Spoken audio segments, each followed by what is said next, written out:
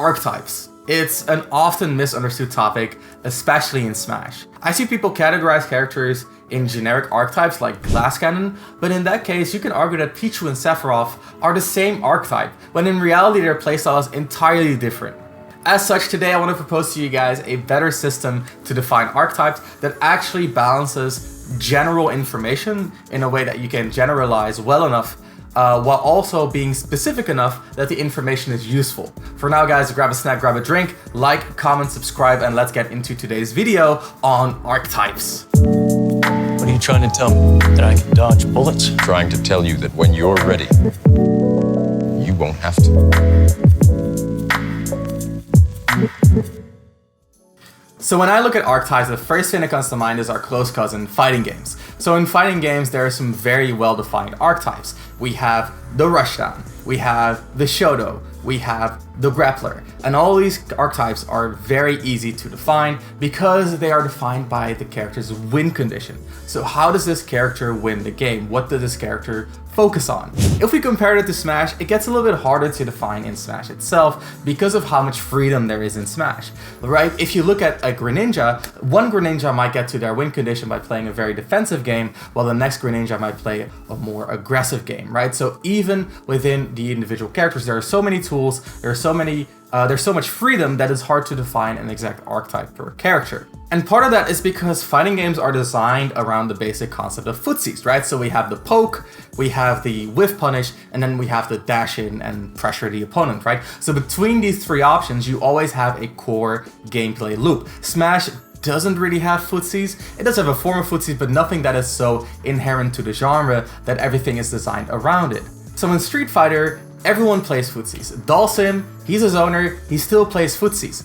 Zangief, he's a grappler, he still plays footsies. So archetypes then, in the fighting games, are not how do they play footsies, but mostly what do they have outside of these core footsies, right? So outside of the core footsie game that Dhalsim has, he also has his zoning game. Now, how does his zoning game interact with his footsie game, and how does his footsie game get affected by his zoning game?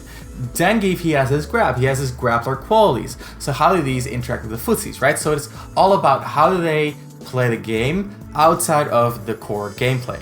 So in Smash, I think we need to look at the core gameplay aspects in its entirety. So if we think about freedom, we think about the movement. And if we think about movement, what comes to mind for me is ranges. And I think we should define these archetypes by their ranges. So this might be a lot to take in. So first, let's take a step back and talk about the concept of ranges. So in Smash, a lot of characters have a preferred range that they play at. So think about a Samus, who prefers to be a long range, to throw out a charge shot, to throw out the missiles, and really get a strong setup game going from there, versus a character like Lucina, who prefers to be in a mid-range, use her sword normal, skip the opponent out, or maybe even aggress, versus a character like Ryu, who really wants to be up close, get those tilts in, and get those early kill confirms. So let's take a look at the three ranges, the long range, the mid-range, and the close range. And this reflects very strongly back on the core design of Smash. So if you think about it, in the long range, it is a range that is very much defined by the individual character tools, in the sense that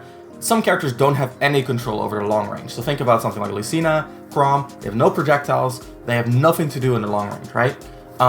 So very much where we kind of get the zoner archetype come through, but I think there's a little bit more nuance to that.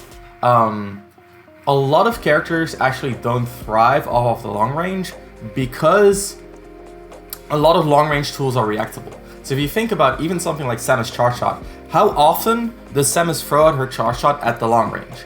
Almost never, because it's super reactable. So Samus often uses the long range as a way to set up a stronger mid range. However, she can still stay at the long range for as long as she would like and use kind of like her keep away tools and play a really, really solid long range between her charge shot, missiles, Zair. So that's kind of like the long range, is that it's a place where you go if your tools allow you to, and it's mostly used because you're stronger there than the opponent, rather than as a way to really, get entire game wins, okay? Then we get to the mid-range, and I think the mid-range is the core of Smash. In the mid-range, there are a few tools that are unreactable, but also quite a few tools that are not applicable yet. So think about like a jab. You probably won't go for a jab in the mid-range, right? So the options are very, very clearly defined in the mid-range, which creates a very clear RPS, and this allows you to, you know, find patterns, read the opponent, play methodically, stuff like that. So that balance between having some moves unreactable but not all of them is why mid-range is where a lot of the game is played, and we'll get more into that later. So in the mid-range, we see a lot of like the walling characters, like Lucina walling your opponent out, but also characters that basically try to use that range to get into the close range, and that's where we get into the final archetype. So close range characters are often characters that they don't really have the greatest neutral, right? Because, well, for one, they probably don't have control over the long range, and for two, they don't have a sword or like a disjoint or like sometimes even the speed to contest with characters at the mid-range. So they want to be in the close range, but they suck at getting into the close range. Kind of similar to the grappler archetype, right?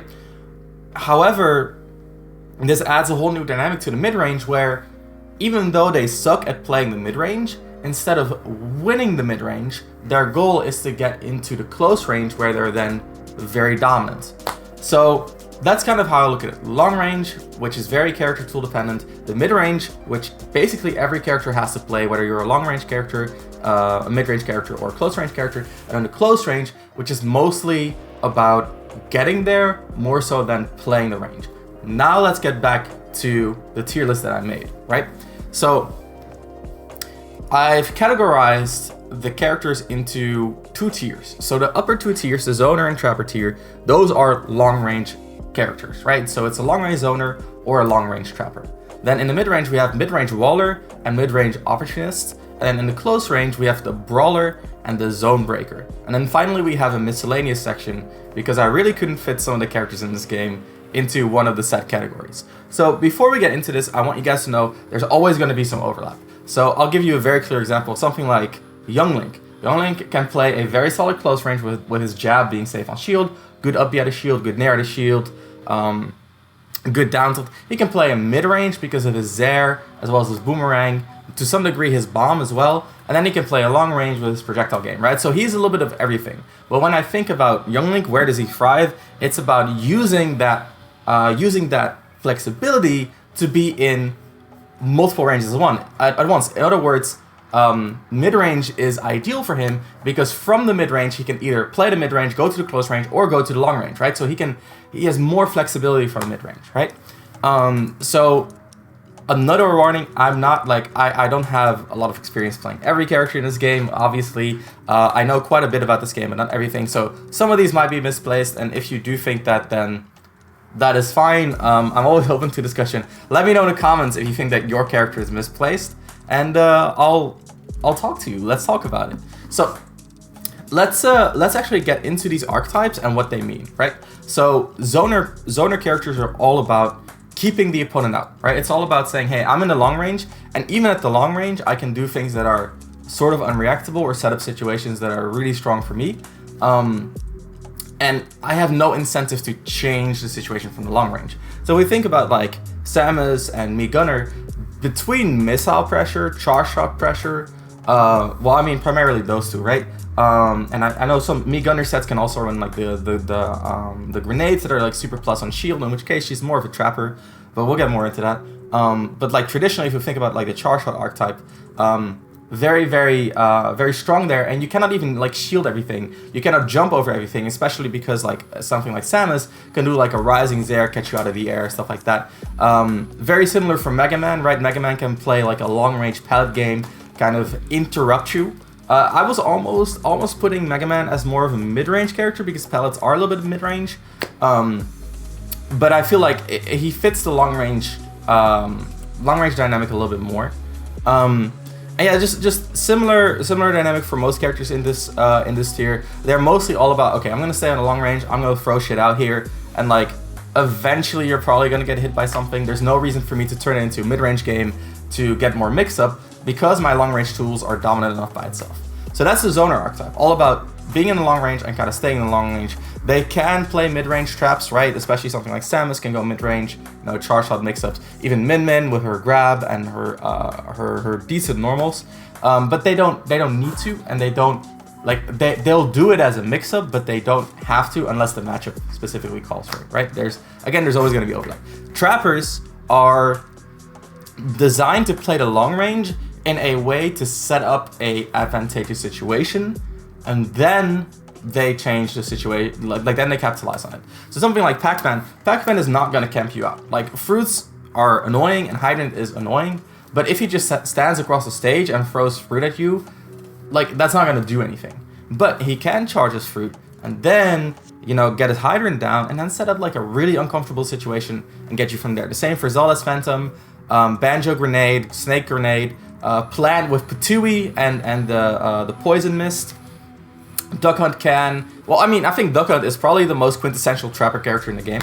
Robin is a little bit iffy because, you know, it also has amazing aerials, amazing walling in the mid-range. But overall, a little bit more of a Trapper due to basically the way their specials work, in my opinion, as well as the discards, allowing for some really cool traps. And then Toon Link... I think Toon Link, you can argue, is a zoner as well, but he like the returning boomerang and the bombs together just create a few too many traps for me to really call him a pure zoner. That's my opinion, though. Again, if you disagree, let me know. And then DDD, I think DDD is a trapper. He's just a really bad trapper. So Gordos are definitely designed to be like traps. But, you know, I mean, obviously you can hit them back, but then he can hit them back himself with like side B or neutral B, you know, like throw them back. I really don't know what DDD is supposed to do other than trapping. I think you could argue he's maybe a bit of an opportunist because he doesn't really have dominant tools. But if I look at him on paper, like design-wise, looks like a trapper to me. So that's the long range. Let's look at the mid-range. So in mid-range, we have the Wallers and the Opportunists. So the difference between these is that Wallers are often all about throwing these hitboxes out preemptively. You'll see a lot of sword characters here, like for example, Byleth, Shulk, Marth, Lucina, Inkling with back air basically counts as a sword, Corrin, Cloud, Palutena, Sephiroth, Link. Like Sword Fighter, I'm not sure about Sword Fighter, not too much. Like, I think Sword Fighter kind of does nothing, so I just kind of put him in here because I know like between down tilt, forward air, he has some good walling. He can kind of keep you out with his Chakram as well. But yeah, just generally, these characters all about like putting hitboxes out preemptively and kind of going from there. I know some people might be surprised to see Belmonts in here, but actually I don't think Belmont's projectiles do much in neutral, outside of Cross. So Cross is a really good projectile in neutral, and it gives him a little bit of a trapper quality. But overall, he's all about the whips, right? So like forward tilt, forward air, back air, and that is very, very similar to something like Sephiroth, who I do count as like a quintessential waller. They just wall from a little bit of a longer range, and then again, we can kind of get into the Mega Man argument, but that's a whole different beast. Then we get into the Opportunist. So the Opportunist is all about reacting to the opponent and getting a whiff punish. So they don't really have amazing walling tools themselves. So it's not like they'll be actively throwing out like walling hitboxes. However, if your opponent makes a mistake, they can capitalize on that very well. We're gonna talk about Zonebreakers in a bit because Opportunists and Zonebreaker has a lot of overlap, but I feel like there's a little bit of a distinction, which we'll get into when we get there. So Opportunist characters, all about like whiff punishing, all about baiting the opponent, right? So something like Joker will dash forward, bait a reaction, and then try to whiff punish. Something like Greninja does exactly the same. Greninja is arguably a Zonebreaker. I kind of had to. Let's actually move it. Let's move it. Okay, cool. So something like Wolf is arguable, as well as Yoshi, because they both have like projectiles, pit too. So like with projectiles, they can force the opponent to act. But at the end of the day, I think they're still more of an opportunistic character. But yeah, these characters, again, all about like using that mid-range and then moving, maybe move into the close range, bait the reaction, move away, or react to the opponent moving forward, dash back, and then whiff punish. Really all about staying mobile. The worst opportunists are the ones that are slow. So the main ones that stand out to me are Pyra and Ganondorf. I think they're opportunists, but they're not the greatest, and that we can kind of see that because they both don't have an amazing neutral, right? So if you have a strong neutral, you're usually not an opportunistic character. There are some exceptions, like Diddy, who can actually who has some like trapper qualities, who has some brawler qualities with like down tilt, some Zonebreaker with side B as well. Again, there's a lot of overlap, but the core of his play is dash a banana, wait for you to do something, and then whiff punish, being a very opportunistic little monkey. So that's the mid-range, and then we get into close range. And in close range, we have Brawlers and Zonebreakers. So let's talk about Zonebreakers first. So Zonebreakers are very similar to Opportunists in that they wait for their opponents to make a mistake and then punish it.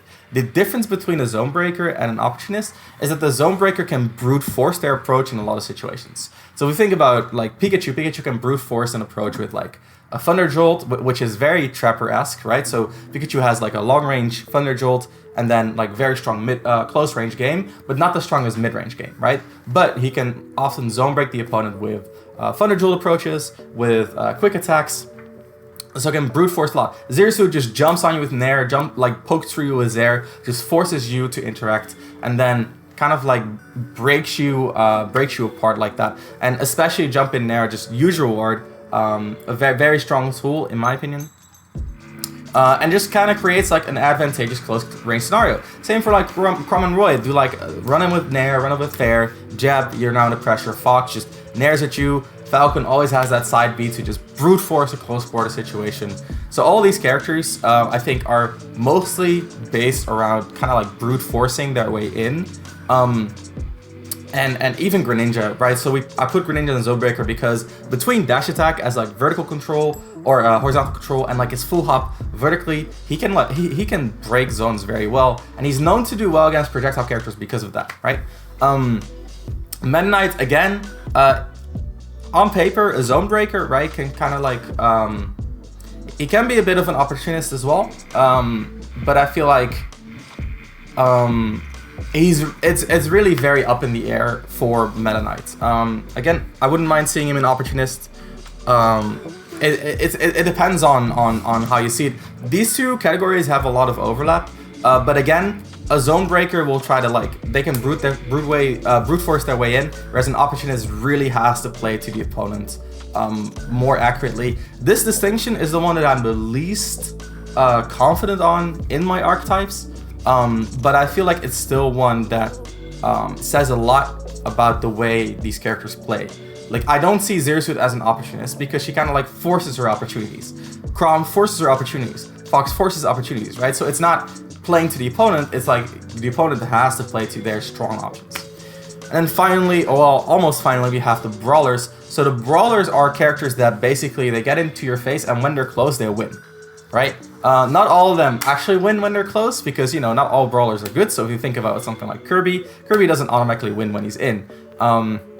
Incineroar doesn't automatically win when he's in. However, they're still the same archetype. So again, they play the mid-range not to win the mid-range, but to get into the close range, and then when they do, they're so overpowering that they usually win the interaction. So the best example of this is, of course, the Shotos. Ken and Ryu do this very well. I put Kazuya here. I'm not sure on him yet. We haven't seen him play much, but based on what we've seen so far, he definitely looks like more of a brawler. Peach, definitely a quintessential brawler. You could put Pikachu here. So, like, Pikachu is more like, he's a trapper with brawler qualities, which makes him a Zonebreaker in a way. But yeah, Bowser, another one I'm not entirely sure of. I can see Bowser as a Zonebreaker as well because his close quarters isn't the greatest. But then you think about like his frame 9 out of shield command grab, up B out of shield, just being like, he's like a fortress, right? If you get next to him, that's exactly where you don't want to be. His jab is almost safe on shield. And then of course like Mario, Luigi, these characters like Ness, Falco, they want to get in your face and then just throw out their high reward buttons. And these characters, they're basically what I like to call like punish game characters. So their game mostly revolves around getting that punish, and then when they do, they get huge reward out of it. So keep that in mind. And then finally we have miscellaneous characters. So these characters I couldn't really place. Ice Climbers, of course, being a public character, they don't really follow a specific range. If anything, I would say they're more of a mid-range opportunist character. But you can also qualify them as a Zonebreaker because their side B just kind of like gets in, is quite safe, quite high rewarding, or quite high reward. Could even be a brawler. Sonic, of course, just camps with spin dash. Doesn't really play any range. He can play a long range game and chill. He can play, well, I mean, he leaves the ranges to his opponents in a lot of situations. He's not a quintessential long-range character, but if he's playing as Marth, he prefers to be at the long range, right? Because then he can charge his spin dash, and by the time Marth reaches the mid-range, he has a stronger mid-range. Rosalina Luma, I would say, is also, if anything, mostly a mid-range character. I think a little bit of a waller can place Luma, but then like Luma is in close range and she's in the mid-range, so like in a way she plays the mid-range while having close range tools, so she's cheating a little bit. So Lucario can also be a little bit of a waller, with like his neutral B being a really good walling tool if you B reverse it, and then if you shield it, of course, gets a lot of reward. So like it's a little bit weird. It depends a lot on his aura. So Steve, again, plays his own game. I would say he would like to be at the long range. It's kind of similar to Sonic. He wants to be at the long range to set up his game, and then he plays, like, I would say he's mostly a brawler. Getting in close with those, especially if he has the diamond tools, get those up tilts on shield, very hard to mitigate the pressure, or jabs even. And from there, just has huge reward on the hit, off of a grab, off of an up tilt, off of a jab, off of anything, basically. Good out of shield as well, between the rising, neutral forward air as well as the neutral back air. So a little bit of a mix, but again, it's very dependent on his resource, and that goes for Hero as well, right? So Hero can play a long-range game with his buffs, with his projectiles, can play a mid-range walling game with his sword aerials, as well as his side B. His side B is really good. Cannot be much of an opportunist, doesn't really have the burst range, is never really a brawler or a zonebreaker, but he does play that mid to long-range game very well. However, the way he plays it, very dependent on the matchup. Lucas, I wanted to put Lucas in as a brawler, but he's not much of a brawler. It's more that when he gets the reward of a brawler, but he's not a brawler, which is really weird. So he can wall with like Zair, forward air, forward tilt.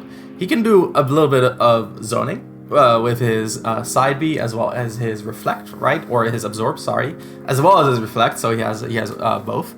And he can do a little bit of brawling as well, between like down tilt, forward tilt, both being like landing forward air, all being really good options. So he's too well-rounded for me to put in any specific position. Whereas with Young Link, I'm like, okay, he is well-rounded, and same for Link, they're well-rounded, but I can definitely see like a general standard go-to. I couldn't really see that for Lucas. Again, could be my experience speaking. Let me know in the comments. Mewtwo, kind of the same as Lucas. Mewtwo can do a bit of zoning with Shadow Ball, can do a little bit of walling with his tilts, can do a little bit of opportunistic play, due to his tilts, but also having a pretty decent dash tag, pretty good range on that, pretty good rising aerials as well. So Mewtwo also an all-rounder. K-Rool, I don't know what K-Rool does. K-Rool, he presses Nair dash tag. He just kind of like plays a very fundamental game. He can do a little bit of long range between his reflect and his projectiles. He can do a little bit of walling again between especially his crown, really good mid-range tool. Really good. It's a very solid mid-range tool, let's put it that way. It requires a lot of respect. Can be a bit opportunistic with his dash tag. And I mean, he's not much of a brawler, but his armor does let him do things like Nair approaches, repeated Nair, stuff like that. So K-Rool, I don't really know what he's supposed to be design-wise, so I put him in the miscellaneous tier. And finally Rob. So Rob is the odd one out here, in my opinion, because like it's not like I don't know what he does. It's more that he does everything so well that I don't know where to put him. He can trap you with his item. He can zone you with his laser and gyro. He can wall you with his Nair, gyro, and laser. He can be opportunistic because of his dash attack and rising fair. He can brawl because of his down tilt and his good grab reward. The only thing he wouldn't be is like a zone breaker, but even then he has some zone breaker qualities because he can just kind of like throw the gyro and kind of like force respect. But I don't know if that's really zone breaking. I think that's the only category that I wouldn't really put him in. But he does everything, man. And I think like if I were to put him anywhere, I would almost put him as a brawler. He's just like the best brawler in the game in that regard, because like he gets to be a brawler without having to play the mid-range to get into the close range. He can just kind of like take it if that happens, and if that doesn't happen, he still has a really good mid-range. And the same for like long range. He doesn't have to, like, he doesn't struggle with the long range like other brawlers. But then like if you look at his long range, it's not the greatest. He can throw out his laser, pretty reactable, doesn't do much. He can throw out his gyro, which kind of creates a battle for like the gyro. which is interesting, but not really a way to like camp someone at the long range. And then like walling characters, he doesn't really wall people out entirely, but it's definitely an option, right? So Rob kind of does everything so well that I wouldn't really put him in as an archetype. That was it for the Smash Archetypes video. Again, I saw some other videos on Smash Archetype and I never really enjoyed how other people phrase it. So I decided to give my own take, and my take, again, based on the ranges. Hope that was informative. Hope that was a new way to approach the game for you. If you feel like I messed up anywhere, join the Discord or let me know in the comments down below. What do you think I got wrong? And let's talk about it. I'm always willing to discuss the game with people. For now, guys, it's going to be all. Hope to see you guys next week for another video. And of course, stay smart.